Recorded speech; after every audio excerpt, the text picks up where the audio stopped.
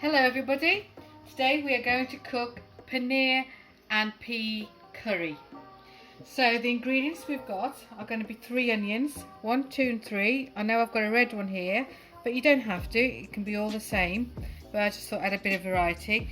And diced up in readiness, so I'll be cutting those up into the same kinds of proportions there, diced up. So that's 3 onions. Then we've got the paneer itself. Now this is how it presents. It can be all different shapes and sizes, but this is what it is. So it's almost like a block of cheese, and that's what it is. It's soft cheese. So block of cheese, you cut it up so that you end up with cubes such as that. Okay, and then we'll be frying that, lightly frying that in shallow oil, and toasting it, ready to add into the main base of the curry when we're ready. Then these are the peas. Frozen peas I've got here. You can use fresh peas, whatever you fancy, but in quantity to what we've got for soft cheese, I tend to use about sort of maybe half a pound to a pound of peas, individual preference. Then plum tomatoes, peeled plum tomatoes. In there are 2 plum tomatoes with its sauce. That's plenty in there for the amount of curry we're going to cook. Block of ginger and garlic, and chilli. Frozen chili, which I've lifted out a block of at the moment. So spice wise, usual salt. We'll be using about a teaspoon and a half of salt that will go into there, and then the garam masala and turmeric. Garam masala, turmeric. I'll be using about a teaspoon of that and a teaspoon of the turmeric to add into during the cooking process. And vegetable or sunflower oil, doesn't really matter. I will be using around 2 to 3 tablespoons of that to cook off the onions and the base. So to begin with, I'm going to add the onions, finish cutting the onions and putting them into a pan with the oil, with the tomatoes, with the ginger, garlic and chilies, and the salt, and then we'll be allowing that to cook through. So in the pan here, I have got the onions, the tomato, the salt and the oil.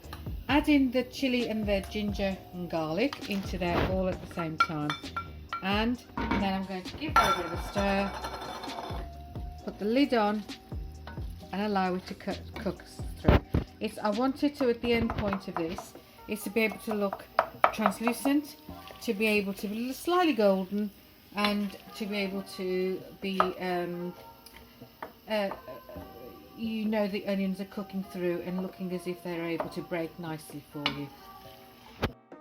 So the heat on this will be of a medium nature to get it going, and then it'll be allowed to cook through in a simmering, sizzling way, but allow it to check in on it every 5 minutes until you feel that it's ready and it's cooked through. Whilst the onions are cooking in the pan over here, I need to prepare the paneer. So all of it's been chopped up or made into cubes now, and all I'm going to do is to place it into some hot oil in a shallow frying pan. What I want this to look like in the end is that it's golden and it's cooked on all sides, but at least we're trying to get it to be sealed in a way, really, before we then add it into the main base of the curry. So here we go. I'm going to place this in very gently. Remember, this is hot oil, and so you need to be careful in case it spits and splashes all over. Now, paneer does have a tendency to spit, so be very careful when handling it as you are turning it and looking after it. Now, frying it at all is optional, of course. Some people do tend to just put this as it is without frying straight into the base once the base is ready. You can do that, but that's entirely up to you. I tend to find it better that it holds its shape and absorbency once you've kind of fried it off slightly, but again, as I said, it's individual preference. So we are now just keeping it into the pan. It doesn't take very long. You can see that some of those are already started to brown there in that oil, and that's fine. So they'll cook at different stages. Just take them out similarly once a cube is done. It can be time consuming or you know, to keep stirring them individually and looking after them individually. But it is important that you do. You don't want some really overcooked and burnt and others just softly done. So gently flip them over to make sure all the sides are cooking through evenly.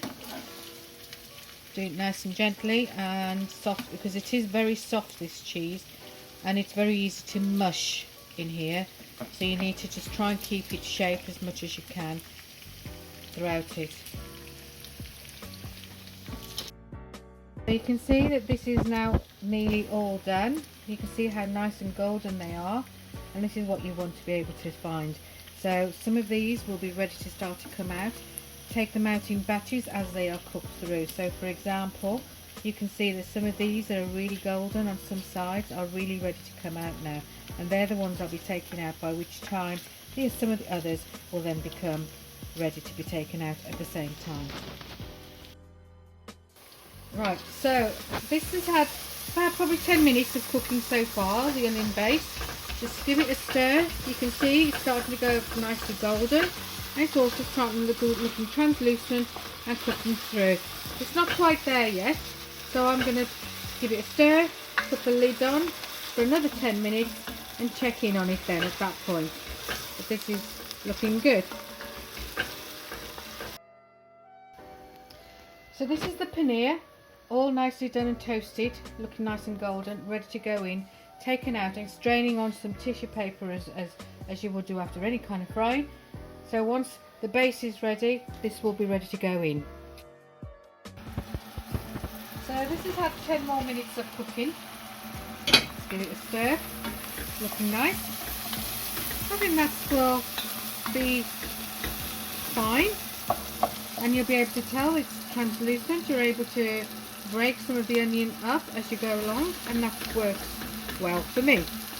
So into that I'm now going to add some turmeric. Get your spices.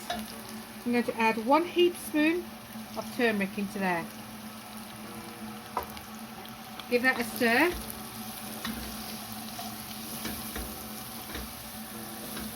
And then I'm going to add the paneer that we've fried off. Add that in.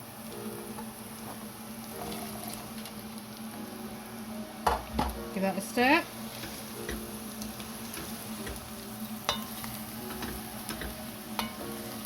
You will need some boiled water for this as well.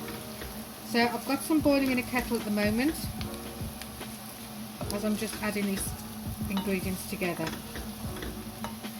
Okay, and then into this I'm also going to add the peas. And it all goes. As I said before, you can add fresh peas, that's fine.